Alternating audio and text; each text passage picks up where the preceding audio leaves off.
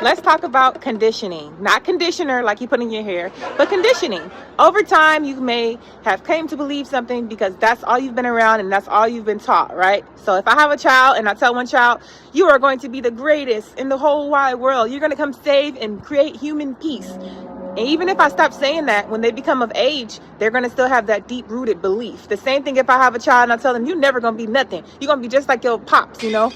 Even when I stop telling them that, when they get older, they're still going to hear my little nagging voice in the back of their head, right? So conditioning can work in your favor and against you.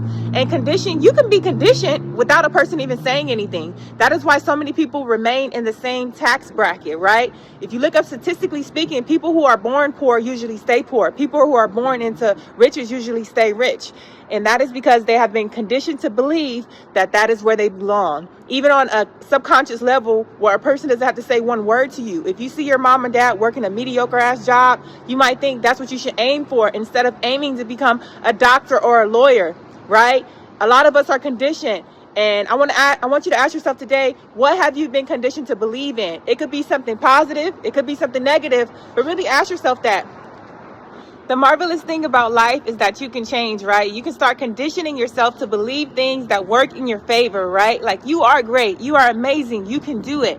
You know, you start picking up some books, some positive music, being around positive friends, joining support groups, you can change. So all hope is not lost. But in order to really seek the change you want, you have to put in the effort. It's not going to be easy if you don't have the best conditioning. You know, it's not that that person is better than you.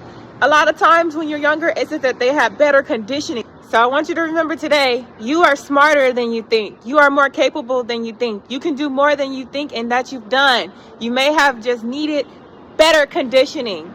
Work on it. What we're conditioned to believe about ourselves and what we're programmed to think other people think about us affects our performance, including how successful we are. Dr. Joe Dispenza is a scientist, teacher, lecturer, and author.